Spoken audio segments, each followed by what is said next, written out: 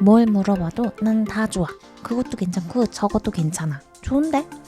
이런 식으로 자기 의견보다는 타인의 의견에 따르는 분들. 뭐 싫은 소리나 뭐 불평 같은 거 없고 흐름에 잘 따르는 편이고 무슨 문제든 별거 아닌 것처럼 대하는 경향이 있습니다. 안녕하세요, 하정입니다. 오늘은 9번 차례네요. 타고난 평화주의자 9번 이야기 시작해 볼게요. 9번들은 일단 수용적이에요. 주어진 환경, 상황에 대해서 대적하거나 조율하려고 하기보다는 좀 순응하는 편이에요. 그래서 적이 없습니다. 다만 그런 성향이 좀 강하다 보니까 자기 주장이 강하고 배려가 없는 사람을 만나면 이용당하기 쉬운 단점도 있어요. 9번들은 본인이 이용당한다는 걸 알면서도 순응하는 경향이 좀 있거든요. 두 번째, 평범해요. 성격이 평범하다는 게 좀 이상하게 들릴지 모르지만 9번들은 정말 어디에나 있는 전형적인 사람이거든요. 튀지 않는다는 말이에요. 튀는 걸 싫어하고 드러나는 걸 싫어해요. 물에 물 탄 듯, 술에 술 탄 듯, 이렇게 슬그머니 섞여서 살아갑니다. 세 번째, 상냥해요. 주변 사람들 이야기를 잘 들어주고 고민에 대해서 같이 공감하고 상대방 입장에서 조언도 잘 해줘요. 잘 들어주는 사람의 표본 같은 사람이라고 해도 좋은 성격이에요. 마지막, 게을러요. 9번은 게으릅니다. 근데 이게 몸이 게으르다기보다는요, 정서적 측면의 게으름이 더 커요. 예를 들면 생각하고 고민해야 되는 주제가 있는데 그게 해결하기 어려울수록 뒤로 미루는 거예요, 계속. 그리고 괜찮아 하면서 자기 암시를 하죠. 이렇게 미루고 미루다가 결국 맞닥뜨리게 되었을 때는 이미 해결은 물 건너간 시점일 경우가 많고요. 이제 중심에 대한 얘기를 할 건데요. 9번은 1번이랑 마찬가지로 본능 중심 유형이에요. 본능 중심은 독립성에 대해서 민감하게 반응하는데요. 이 독립성을 유지하기 위해서 일종의 경계를 만들거든요. 이제 선을 긋는 거죠. 너 여기 이상으로는 들어오지 마 하는. 근데 이게 9번의 경우에는 경계가 외부로도 있고 내 내면에도 있어요. 그래서 다른 사람들이 나한테 영향을 주는 것도 거부하고 내 스스로가 느끼는 감정들도 거부하고 안 보려고 해요. 이게 무슨 말인지 하나씩 천천히 이야기해 볼게요. 9번은 주변과 갈등이 생기는 걸 두려워하는데요. 대립하거나 충돌하는 것, 의견차가 생기는 거 이런 걸 다 두려워해요. 그러면 당연히 주변인들의 눈치를 보고 그 의견을 따르려고 하겠죠? 자기 생각을 말하는 게 소란 피우는 거라고 생각해요. 좀 전에 말했던 내면의 경계를 갖는 게 바로 이런 의미예요. 내 감정을 외면하는 거. 모두가 다 괜찮다고 하면 자기도 그게 괜찮은 거예요. 내가 참으면 나를 드러내지 않으면 다 괜찮을 거야. 이렇게 하면서요. 성격의 단점은 욕구가 너무 과해져서 나온다고 했잖아요. 9번의 단점도 마찬가지예요.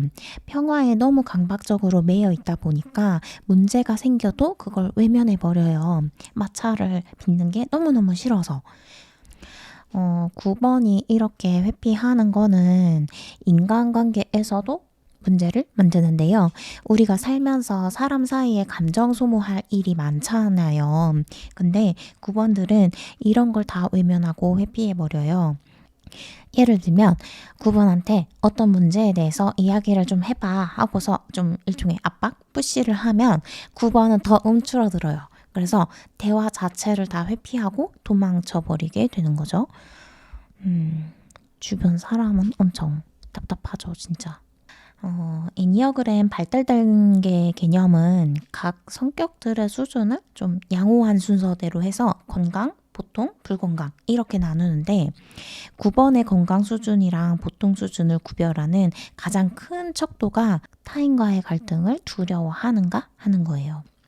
보통 수준의 9번들은 두려워서 갈등을 피하고 또 피할수록 갈등이 커지는 악순환을 겪습니다. 9번을 이야기할 때 또 한 가지 짚어야 될 것이 있어요. 어떤 초점에 관한 건데요. 9번들은 나 자신이 아니라 타인들의 초점을 맞춰요. 초점이 다른 데 가 있으니까 당연히 내가 흐릿해지겠죠. 여기서 나오는 문제가 뭐냐면 진짜 자기 생각은 없어져요.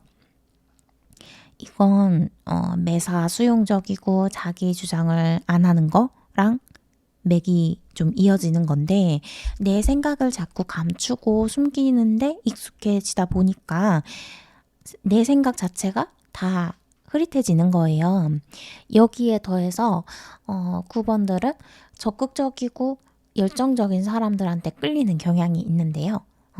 따르기만 하면 되니까 편한 거죠. 그런 사람과 관계를 맺으면서 일종의 이입을 막 해요. 이제 그런 사람들이 하는 일을 같이 하면서 마치 내가 주장하고 앞장서서 한 것처럼. 그래서 상대가 장점이 많고 좀 뛰어난 사람일수록 나한테도 더불어서 좋은 평가를 내리게 되죠. 근데 이건 잘못된 거잖아요. 뭘 하든 내가 하고 싶고 내가 원해서 해야 하는 건데 다른 누가 하는 일을 잘 따른 것만으로 나를 능동적이고 적극적인 사람이다 라고 할 수는 없는 거니까요. 이런 일이 반복될수록 9번은 스스로의 어떤 욕구에 대해서 되게 좀 둔감해지고 자아를 알아갈 기회도 잃어버리죠. 내 취향이 뭔지 모르는 거예요. 내가 하고 싶은 게 뭔지도. 9번들은 어린 시절을 물으면 행복했다고 얘기하는 경향이 있어요. 근데 사실 그게 꼭 그렇지만은 않은 것 같아요. 여기까지 내용을 잘 따라오신 분이라면 왜 그런지 아시겠죠? 왜일까요? 9번은 문제를 문제시하지 않으니까요. 자기가 힘든 유년을 보냈다고 하더라도 그걸 문제시하지 않겠죠? 불안정한 가정에서 자란 9번들은 자기가 투명해져서 누구한테도 문제를 일으키지 않는 게 평화를 유지하는 방법이라고 생각해요. 자기가 아무것도 요구하지 않고 그냥 가만히만 있고 시키는 대로 가족이 원하는 대로 다 따르기만 하면 뭐 큰 소리도 안 나고 매끄럽게 잘 흘러간다고 생각하는 거예요. 그래서 9번 애들은 자기가 원하는 걸 표현하는데 좀 미숙해요. 말도 잘 없고 좀 뭔가 떼쓰고 요구하는 게 보통인 나이에도 본인의 의사가 아니라 다른 사람들의 문제를 생각하느라고 내가 뭘 원하는지는 점점 잊어버리거든요. 주어진 것에 만족하고 바라지 않게 되는 거죠, 점점. 이렇게 반복적으로 욕구를 억제하는 환경에 놓이게 되면 아이가 자기 욕구로부터 스스로를 분리시키는 경향이 생겨요. 그러니까 내가 이걸 억눌러야지, 참아야지 하는 그런 욕구 불만의 상태가 얼마나 답답하고 힘들겠어요. 스트레스 받겠지. 그래서 그런 감정까지 다 차단을 해버려요. 내 내면의 경계를 만들면서. 제 전 남친이 딱 이 9번이었거든요. 근데 헤어지기까지 정말 너무 많이 답답했어요. 의견이 잘 안 맞으면 대화를 하고 그렇게 해서 원하는 걸 좀 조율해 가야 하는데 뭐 다 괜찮다고 하더니 사실은 괜찮은 게 하나도 없었던 거야. 이제 이게 또 만약에 더 나빠지면 9번이 스트레스를 많이 받게 되고 그렇게 되면은요. 대화에 집중을 못 해요.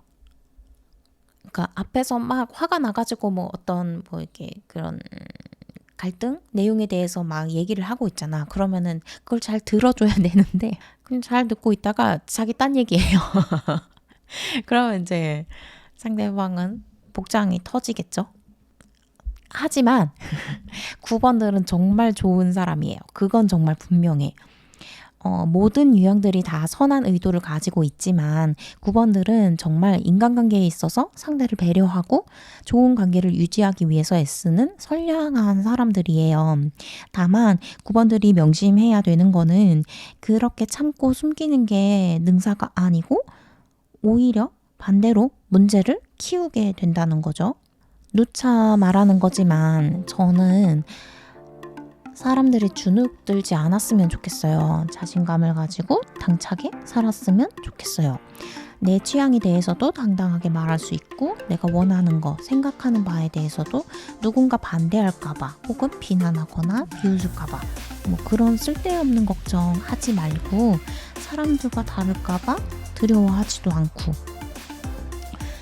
9번도 마찬가지예요. 모두가 그대의 생각을 듣고 싶어 하니까 그대의 의견을 존중하고 또 알고 싶어 하니까 좀 더 자신감을 가져도 되지 않을까요? 내일은 먹고 싶은 거 미리 생각해서 이거 먹자 하고 제안 한번 해보는 거 어떨까요? 9번들. 응? 생각보다 괜찮은 경험일지도 모릅니다. 좋은 밤 되세요. 오늘은 여기까지. 안녕.